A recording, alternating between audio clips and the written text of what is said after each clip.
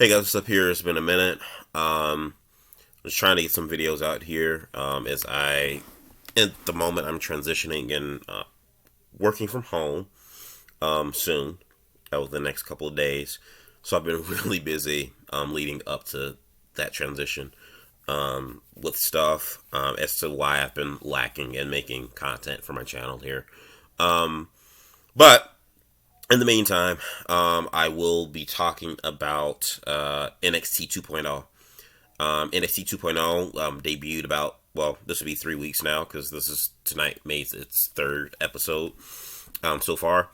And I wanted to make a review of it when I first saw it, but I'm kind of glad I waited a little bit, because sometimes first impressions can be kind of good or kind of bad. Um, and sometimes kind of takes a couple weeks for things to kind of settle in. I'll say this right off the bat. Some positives and negatives. I'll just speak on the negatives. NXT 2.0, the way it looks, I'm not a fan of it. And I know a lot of people like the look of it. They like how it's really bright. They like that the setting of like the arena. Some people, someone said it looked like WCW Night of Champions at Daly's Place. I think it was.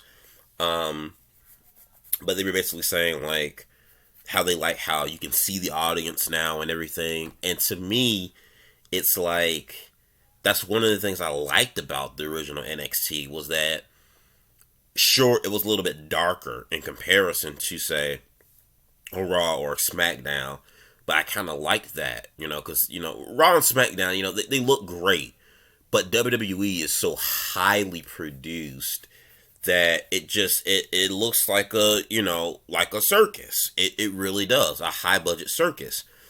And that's not taking a knock at WWE. It's just that, and they got the money for it. It's just a really overly produced show. Like, it looks great, but you can argue, too, that WWE is just so overproduced that it kind of takes away a little bit. And one of the things that made NXT, the second iteration of it at least, kind of cool was that it was kind of underground. It had like an underground feel to it. Yes, it was a little bit darker, but it kept a little bit more focus on the action in the ring, which I thought was just more appealing to me personally.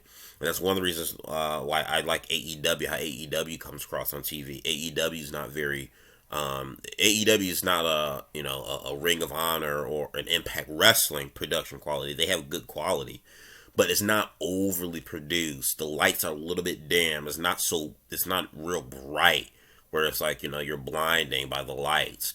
But it's got just enough light to it to where the focus is on the ring, it's on the action. But you can still see the audience.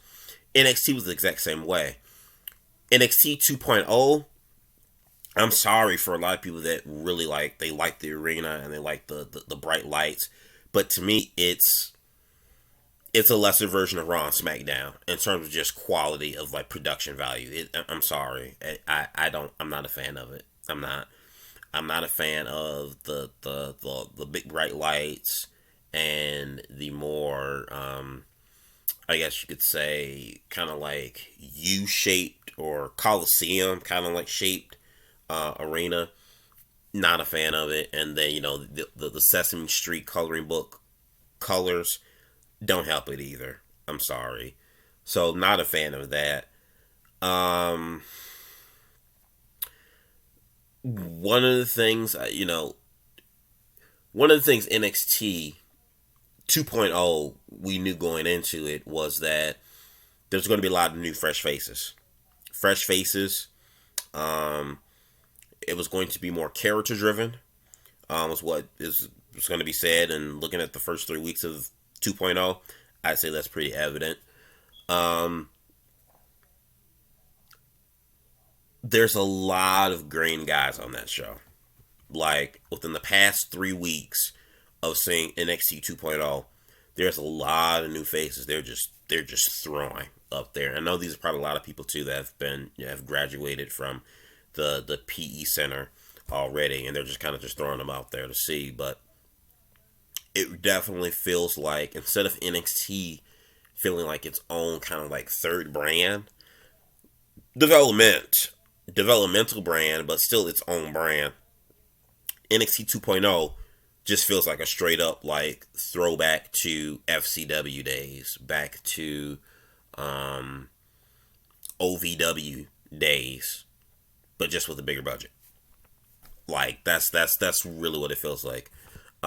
It's basically, whereas NXT, the original NXT was like, it's not the original, but the Triple H, I'll call it NXT, the real second version, because 2.0 is really the third iteration of NXT, but really the second iteration of NXT, it really felt like its own brand. It really felt like a third brand of WWE, despite it being strictly made for developmental. 2.0 feels like a straight up farm factory. And when you have that, and you have it on national television with a Raw and a SmackDown, it doesn't feel like a third brand anymore. It feels like just a farm factory. And when it's like, I'll put you this way, it wouldn't surprise me that with however long USA has this contract with NXT, that when this contract expires, that NXT 2.0 goes back on the network being Peacock. It wouldn't surprise me. It wouldn't surprise me at all, because there's a lot of green guys and girls they're throwing on this show, and not too many of them look impressive to me at all. And with the rumors now being that NXT is going to be a part of this this brand split that we're going to be having this week, starting with SmackDown and then conclude on Raw the following week, I think it's only evident that the Kyle O'Reillys, the LA Knights, the Cameron Grimes, those guys we're going to probably more than likely see get called up. I just read something today on Twitter, rumor that the Hit Row guys, they might get called up to the main roster soon. But so that's just going to leave even more room for all these fresh new faces to come up, which is cool, which is fine. But a lot of these fresh faces and stuff that they have, not clicking. And you could say, hey, look, it takes about 3 weeks. I mean, I'm only seeing this on 3 weeks. It's going to take a longer time to get behind these guys and girls. Yes and no. I do think it's going to take some time for NXT 2.0 to really have its own identity.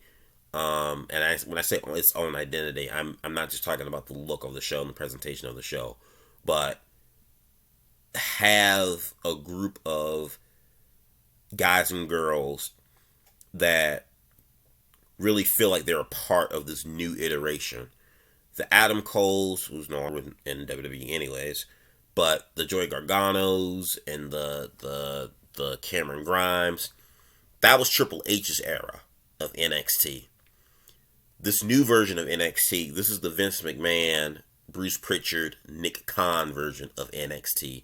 And it's going to take a while to find these core group of talents that represents this 2.0 iteration of NXT. One of them we already know is like that, and this is one of the positives I'm looking at in NXT 2.0. Braun Breaker. Braun Breaker, son of Rick Steiner, nephew of Scott Steiner. This is the bright spot for me in NXT 2.0. The only bright spot, really, at least as far as right now. Heartland, who everyone's called Baby Brock, once he debuts, which I believe is pretty soon. I think last I heard of him, he may debut sometime in December, maybe. But Heartland, I think he might have something to him as well, but we'll see. But, and talk about Braun Breaker. This is a guy right here I look at, and everyone saw since day one on his debut of NXT 2.0. They got something here with this guy. Why they don't call him Steiner, I have no idea. Before the show even debuted, it came out that they were going to call him Rex Steiner, which sounded like a badass name anyway, Rex Steiner. But once NXT 2.0 debuted, or the premiere episode of it, they had him out as Braun Breaker. Now, legitimately, his real name is Braun, but Braun Breaker. Like, it sounds like a video game character's name from like the 2K wrestling video games. And you just had a guy called Braun Strowman not too long ago on your roster. Braun Strowman, Braun Breaker. It doesn't click for me. The name doesn't click. But I want to talk about this guy in particular, though. This guy has potential written all over him. I think Braun Breaker is 23, 24, but he's got all the tools. You see it. A little bit more seasoning, and maybe you say another 2 years, and WWE's got themselves a main event guy. Hands down, they have a main event potential player on their hands. He looks great. He can wrestle. He's got high energy. He's aggressive. I mentioned this to a couple of my buddies. When he first debuted on 2.0, and a lot of people were saying, "Oh man, he's like Rick. He reminds me of Rick Steiner." Blah blah blah blah.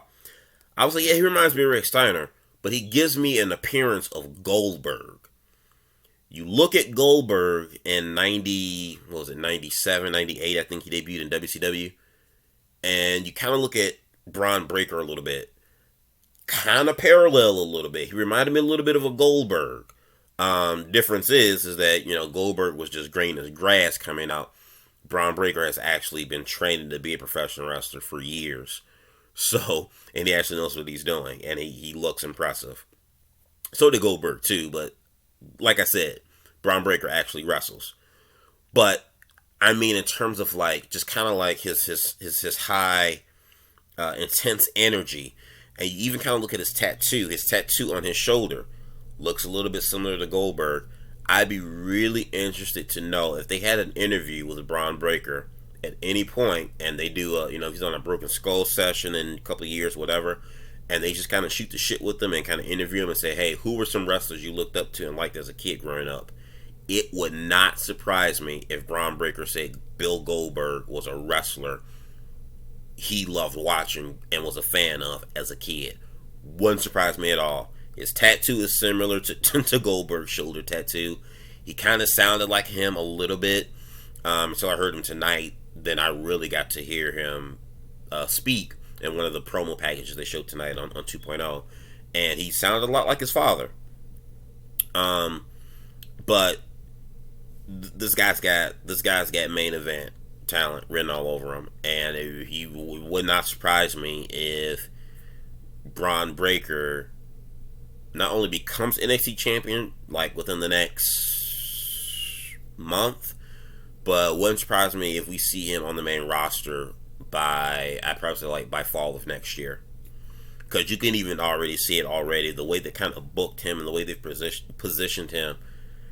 He's going to be a big deal. They've already got big plans for him. I mean, the first night in that he debuted on 2.0, he wrestled one of the top contenders for the world title, beat him.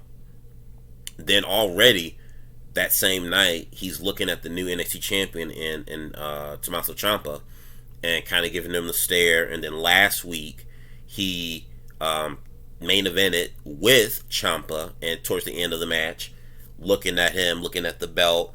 And then tonight, they had a video package, and he cuts a promo, and he says, "Hey, I'm going to be NXT champion." And it's like, Ciampa, I'm going to be NXT champion. It's only a matter of time, I'm an impatient man.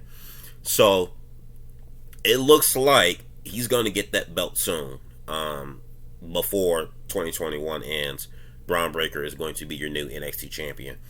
So he's a guy for sure. They're going to have a rocket up his ass and push to the moon.